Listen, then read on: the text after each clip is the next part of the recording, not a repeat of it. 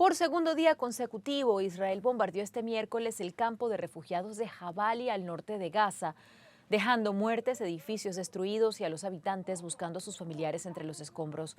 Defensa Civil en Gaza dijo que se trató de una segunda masacre, mientras que el ejército de Israel indicó que el ataque tuvo como un objetivo un complejo de mando de Hamás. El ataque provocó advertencias de la ONU sobre posibles crímenes de guerra. Me gustaría hablar sobre este tema con nuestro corresponsal internacional José Levi, quien se encuentra en Jerusalén. José, ayer cuando se dio a conocer este bombardeo a un campo de refugiados en Gaza, las alertas y la preocupación a nivel mundial surgió porque, pues, obviamente murieron muchísimos inocentes a pesar de que se anunciara la muerte de uno de los líderes, precisamente de Hamás. Pero ¿por qué se están bombardeando campamentos de refugiados donde hay tantas víctimas inocentes? Sí, estamos aquí hablando, Alejandra, buenos días, de un verdadero drama donde cada lado responsabiliza al otro de lo ocurrido. Aquí vemos que ahora lo que vuelve a decir Israel es que como en el día anterior, cuando ataca lugares de mando y control del movimiento Hamás, estos lugares se encuentran justo debajo de zonas residenciales, donde se encuentran casas, donde se encuentran civiles. Y todo esto cuando existe una enorme red de túneles, lo que se llama el metro de Gaza. Hay quienes lo calculan en 500 kilómetros de túneles. Entonces, especialmente en las zonas más usadas por las milicias, la red de túneles es especialmente extensa y entonces eso hace que cuando Israel ataque un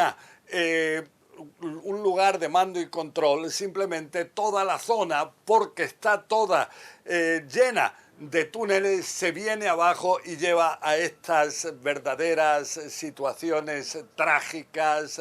Ahora se habla de al menos 80 muertes, así lo afirman las autoridades palestinas de Hamás en el interior de Gaza. Y todo esto cuando también habría entre los muertos un gran número de milicianos, de militantes de Hamás, que precisamente habrían sido los que se encontraban en estos túneles, que habrían resultado destruidos por estos bombardeos. Entonces vemos que todo esto, cuando se profundiza cada vez más la ofensiva militar terrestre del ejército israelí en el interior de Gaza, hay 3 columnas centrales de entrada de este ejército. Está en el noroeste de Gaza, también en el noreste de Gaza. Aquí está el campo de refugiados de Jebalia, donde ocurrieron estos ataques ayer y antes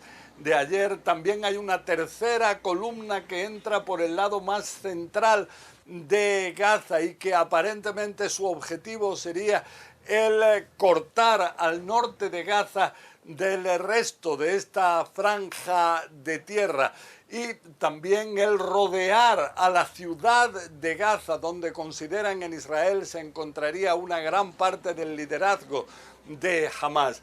Entonces, ahora también otro de los aspectos que destacan los israelíes es que ya llevan 3 semanas diciendo a la población en el norte, en esta zona de Gaza, abandonar sus casas y dirigirse hacia campamentos levantados por organismos internacionales en el sur de esta franja de tierra. Aseguran que la gran mayoría del más de 1 millón de civiles que vivía en esta zona efectivamente hizo este camino, pero hay todavía una parte que no. Vuelven a decir que a pesar de las dificultades y los peligros sería mucho más seguro para estas personas si se van hacia el sur de Gaza. Esto cuando vemos que existe, como ayer, un alivio importante en esta parte sur de Gaza, ya que el paso fronterizo de Rafah, que es entre Gaza y Egipto, igual que ayer, hoy continúa abierto para sobre todo algunos heridos y también extranjeros que se encuentran dentro de Gaza. Ayer habría habido 45 heridos que se encuentran ya en hospitales en el interior de Egipto recibiendo tratamiento médico urgente. También estamos hablando de más de 360 extranjeros con pasaporte de otros países que habría cruzado ayer este límite internacional. En Egipto dicen que en total calculan que habrían cerca de 7.000 personas dentro de Gaza con pasaportes de unos 60 países que en los próximos días irán saliendo escalonadamente de esta franja de tierra. Pero en cualquier caso vemos una situación muy difícil donde al menos esto es un pequeño alivio a una población que se encuentra realmente desesperada. Alejandra. Y en medio de una de las situaciones más complejas que hemos visto en la historia reciente, José, porque el comentario recurrente es ¿cómo puede estar pasando esto en pleno siglo XXI? Y en medio de este panorama tan terrible que estamos viendo, José, este clamor al alto al fuego en los próximos días, ¿es factible? Bueno, lo que dice acaba de hacerlo Mark Regev, que es un consejero central al primer ministro israelí Benjamin Netanyahu, es que un alto el fuego es rechazado por su país. Asegura que antes tienen que asegurarse, destruir a Hamas para que unas masacres como las que ocurrieron el pasado 7 de octubre con más de 1.400 muertes en la zona contigua de Israel a Gaza, que esté garantizado que algo así no pueda volver a suceder. Aseguran que Hamas hizo estos ataques precisamente en medio de lo que era de hecho un alto el fuego entre Hamas e Israel y que una situación así no se va a repetir. Junto a esto vemos que ayer Joe Biden aseguró que está a favor no de un alto el fuego, sino de una pausa humanitaria si esto permite que rehenes que están en manos de Hamas, se habla ya de más de 240, desde bebés hasta ancianos, habría 30 niños, si se pudiera de esta forma permitir que estos rehenes puedan regresar a sus casas. Terror. Esa mañana del sábado 7 de octubre no fue una más para la familia Horowitz. Shani estaba hablando con la novia de su hermano por teléfono y de repente le dice, oiga, entran a mi casa, y de repente se escucha como que se abren la puerta, empiezan a hablar con Shani en árabe, Shani ya deja de hablar, pero sí se escucha todavía poco más, y ellos, los de Hamas, gritan y gritan y gritan también Allahu Akbar cada rato. Después se acabó la plática. Poco después empezaron a llegar las noticias. Hamas había atacado con saña el kibutz Niroz, una cooperativa agrícola israelí, donde vivía Shani Goren Horowitz. No había noticias de ella, y los temores se comprobaron muy rápidamente. 1 hora, 2 o 3, se subió un video en el Instagram donde se ve Shani con otras 2 chicas. En 2 segundos se ve que es Shani. Shani es una de los más de 220 rehenes de Hamas. Shimon es el tío de Shani. Él es israelí, pero habla español porque sus padres eran uruguayos. Y esa es una carta a la que la familia se aferra para tratar de salvar a la joven, su ciudadanía uruguaya. Empiezan a decir que algún israelí que tiene doble nacionalidad vale poco mejor, que los de Hamas van a respetar gente que tienen más de una nacionalidad para mostrar al mundo que son buenos. Entonces nos comunicamos con la embajada, con el cónsul, y empezamos a charlar a ver qué tal, y al final nos dicen que ellos sí, que de la embajada o de la nación de Uruguay van a hacer un esfuerzo, hablar con la Cruz Roja, diciéndole, mire, esa ciudadana es de nosotros. Quienes la conocen describen a Shani como una persona hermosa, simpática, pacífica, sensible y como buena uruguaya, amante del fútbol. Una persona feliz que a veces en cada momento se encuentra la forma de hacerlo feliz. Trabaja con chicos de 10, 11, 12 años y le ayuda con lo que es educación aformal y es muy, muy buena con gente.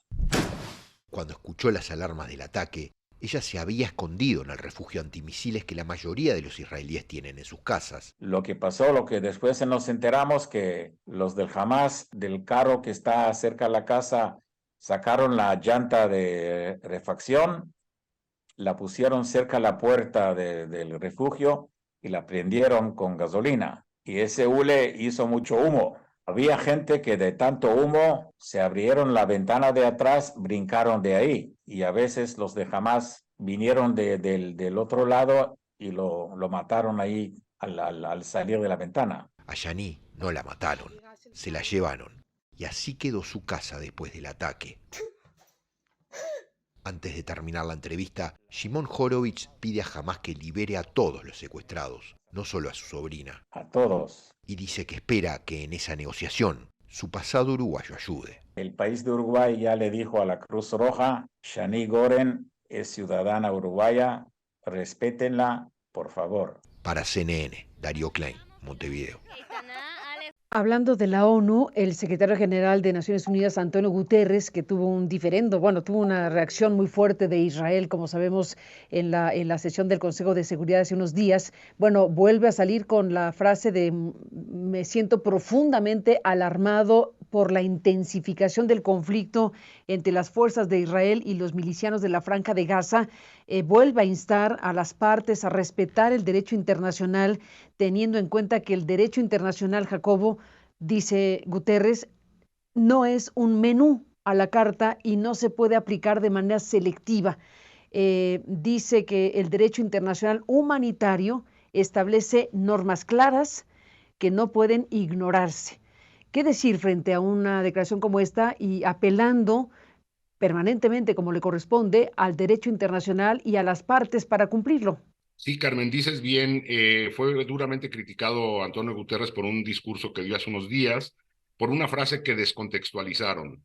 Antonio Guterres habló de que los crímenes de Hamás no ocurrieron en el vacío, y esto generó una respuesta por parte del gobierno de Israel acusando a Guterres de relativizar y justificar el terrorismo. Pero si uno lee la declaración completa, el discurso completo de Guterres, hace una clara condena al terrorismo. Me parece que la respuesta que hubo por parte de Israel condenando el discurso de Guterres es inexacta, si uno lee completo el discurso. Y estoy de acuerdo, lo ha dicho Antonio Guterres y lo ha dicho también el fiscal de la Corte Penal. La salida a un conflicto de estos, y ahí tenemos la historia.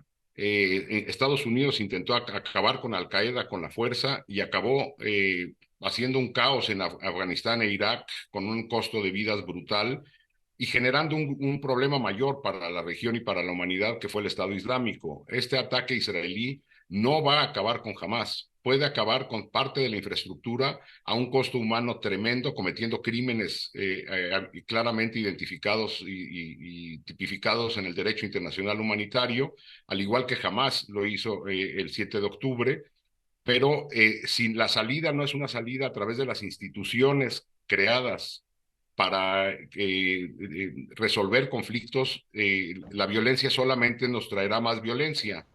El conflicto entre Israel y Gaza ya tiene reiterados episodios en los últimos 15 años, no es nuevo, y esta espiral sí nos había alcanzado antes. Si la salida no es el diálogo y la construcción de paz entre dos pueblos en salidas que son muy complejas, porque me parece que ya la solución de dos estados en el terreno es casi imposible, dado la enorme presencia de colonos israelíes en Cisjordania, que ahí también no se ha puesto mucho ojo, pero en días recientes, la destrucción de comunidades palestinas por parte de colonos israelíes ha sido muy grande. Se habla más de 100 muertos y 20 comunidades ya destruidas en Cisjordania, lo que hace muy compleja la solución de dos estados. Pero si no se encuentra una salida diplomática a través de Naciones Unidas, y ahí la gran responsabilidad es del Consejo de Seguridad y particularmente de Estados Unidos, que en mi opinión mantiene un respaldo ya casi, absolutamente irresponsable a lo que está haciendo Israel en terreno, difícilmente se solucionará este conflicto. La salida es el respeto al derecho internacional humanitario y a las instituciones creadas que hoy han sido, bueno, que hoy y en las últimas décadas están completamente rebasadas para atender los graves conflictos a los que se ha enfrentado la humanidad en las últimas décadas. Bien, fíjese usted en esto, es muy complejo, ¿eh? A medida que está avanzando la guerra entre Israel y Hamás, los países latinoamericanos que se habían mantenido un poco tibios, ¿no? Ya lo habíamos hablado en este programa. Bueno, ahora empiezan a perfilarse de forma más contundente como aliados o adversarios políticos de alguna de las partes. Y algunos gobiernos se han pronunciado. México, por ejemplo, reiteró su rechazo a los ataques del 7 de octubre por el grupo radical islamista, Hamás, pero no dejó de condenar las agresiones contra la población civil por parte de Israel, donde quiera que se encuentre, ¿no? Escuchemos a la representación de ese país en una intervención en la ONU. Ponga atención. Ataque indiscriminado o dirigido contra la población civil bajo cualquier circunstancia, así como contra personal médico y humanitario o contra bienes civiles y de infraestructura esencial que podrían constituir crímenes de guerra. El Senado en Uruguay se designó a un nuevo embajador en Palestina, Fernando Arroyo, como representante diplomático en esa sede. ¿Qué es lo que pasa con Uruguay? A ver, Uruguay reconoce al Estado de Palestina desde 2011, aunque sin definir sus fronteras. Eso es Uruguay. Argentina condenó los ataques aéreos en el campo de refugiados Jabalía, en el norte de Gaza. En un comunicado, la Cancillería recordó que ya habían rechazado la brutal incursión de Hamás del 7 de octubre y reconocieron su derecho a la legítima defensa, aunque anteriormente también habían votado por una tregua humanitaria en la resolución de las Naciones Unidas. Llega Colombia también. ¿Qué hace Colombia? Llama a un cese al fuego y solicita a las fuerzas de defensa de Israel que se apeguen a las leyes internacionales. Esto es muy importante, hay acuerdos internacionales. El ministro de Relaciones Exteriores expresó su rechazo por la ofensiva del ejército israelí en zonas altamente pobladas con civiles. Y este martes había convocado a Bogotá a su embajadora en Tel Aviv, que es Margarita Manjarrés. Chile hizo algo similar también, llamó a su embajador a consultas, Jorge Carvajal, obviamente en Santiago. El presidente Gabriel Boric allá en Chile dijo que consideraba inaceptable las violaciones del derecho internacional humanitario cometidas contra la población en la Franja de Gaza.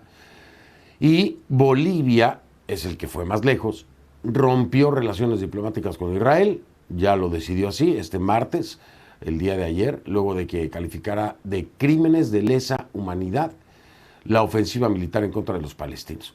Según la Agencia Boliviana de Información, el gobierno prepara un envío de ayuda humanitaria a Gaza. ¿Qué fue lo que dijo el vicecanciller de ese país, Freddy Mamani? Escucha. Bolivia decidió romper relaciones diplomáticas con el Estado de Israel. Tomando en cuenta estos antecedentes, vamos a comunicar de manera oficial por los canales diplomáticos establecidos entre ambos países precisamente esta comunicación consecuente con los principios y propósitos de la Carta de Naciones Unidas, los derechos a la vida, la paz, la libertad, el rechazo a todo tipo de tratos crueles, inhumanos y degradantes. Por supuesto, Hamás, que gobierna de facto la Franja de Gaza, celebró la decisión del gobierno de Bolivia de romper las relaciones diplomáticas con Israel. Calificaron de valiente al gobierno y mencionaron las atroces masacres cometidas cada minuto contra la población civil.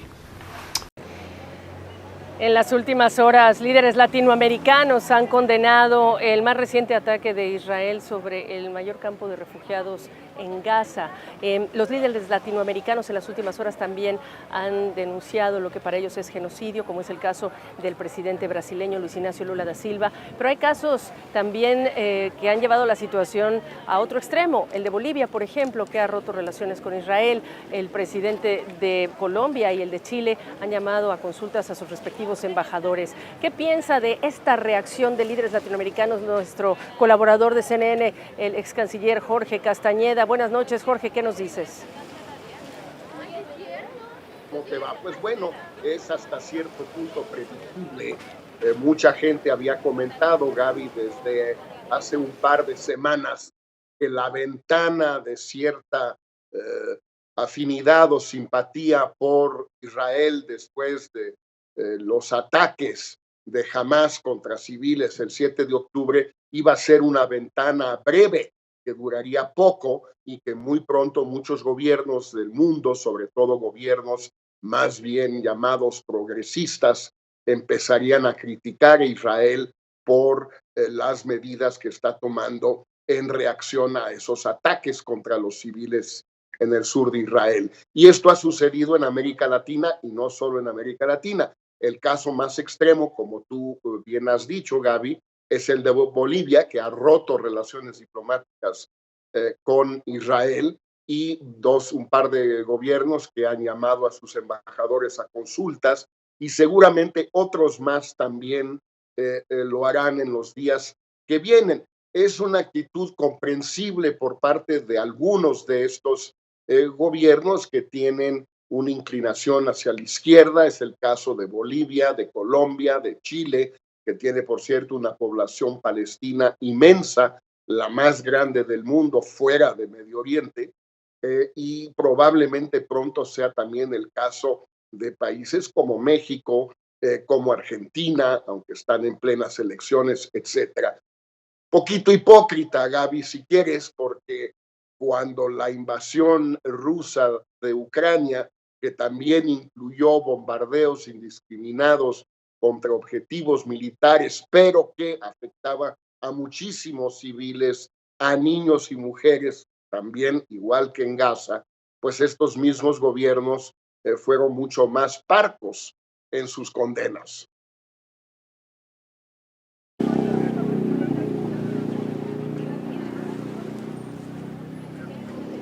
Así es, y lo interesante aquí es entonces qué podemos extraer de ello, aun cuando se entiende, en el caso de Gaza estamos hablando de un 40% de la población al menos de niños, de ataques a civiles, de una zona densamente poblada, Gaza por cierto, se entiende este punto, pero ¿qué extraer de estas dos actitudes, estas dos reacciones de los líderes latinoamericanos? Pues mira, Gaby, en primer lugar, que no hay mucha congruencia por parte de muchos de estos gobiernos, de estos gobernantes de centro izquierda o de izquierda. No me refiero a las tres dictaduras, a Cuba, Venezuela y Nicaragua, que ya se habían claramente colocado del lado de Palestina y en particular de Hamás. Sino me refiero a los otros, México, Colombia, Chile, Argentina, Bolivia, etcétera, ¿no? No hay mucha congruencia en primer lugar, y en segundo lugar, pues sí hay una especie de antinorteamericanismo instintivo de bote pronto, y como Israel es un aliado claro de Estados Unidos, y como en esta ocasión claramente el presidente Biden ha apoyado a Netanyahu, al gobierno de Israel, y no ha expresado ningún tipo de duda o de crítica frente a estos bombardeos e incluso ahora la incursión terrestre de Israel en Gaza, pues estos gobiernos van a seguir siendo cada vez más condenatorios de Israel. Vamos a ver en estos días. What is your reaction, Colonel, to these accusations that you hear that the strikes on the Jabalia refugee camp are hitting civilians and amount to a massacre by the IDF? Hi, Erin. Sad images, really, at the human level. When I watch it and I detach myself from the reality that we are facing, I see sad events and I see people suffering, and that is not something that we intend to. What I could say to that man, without even a drop of cynicism, is you should have evacuated, you and your family. You shouldn't have been there. That doesn't mean that we wanted to kill anybody. It just means that when we warned Palestinians 2 weeks ago to evacuate that specific area because there was going to be major combat operations, they should have heeded the warning and they should have left. The sad reality that is unfolding now is that the civilians in Gaza are paying the price for the atrocities of Hamas. We are fighting a battle here to defend ourselves. We cannot allow a situation for Hamas to continue to exist after the atrocities of October 7th. And in order for us to be able to safeguard ourselves, we have to eradicate Hamas wherever they are, even if they're hiding in tunnels underneath populated areas. Colonel Conricus, so the point, though, about wanting them to leave, I mean, these are 100,000 people in a refugee camp. By definition, they lack resources. Where were people like that supposed to go? Was it even reasonable to tell them to go? I mean, they don't have anything to begin with. No, that is unfortunately not accurate at all. And if you let me, I'd like to explain why. If you look at the footage that you're showing, you don't see tents. This isn't some makeshift refugee camp.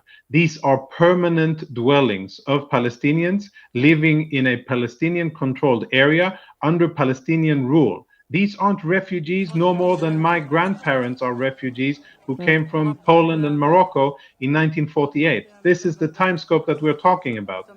These aren't refugees, and it's not a refugee camp any more than half of the population in modern Israel are refugees of the expulsion from Arab countries in 1948. So, yes, Colonel, I understand your point. I understand your point about permanence. I'm sure King Abdullah would say the same about refugee camps of Syrians in Jordan, and Egypt the same about other refugee camps they have. But while I understand the point you're making about the permanency of the residents, they are poor. And their ability to move, Erin. Yes, they could. They made a decision. Now, the fact that they made the wrong decision does not make them a target. That is not what I'm saying. I am saying that we warned ahead.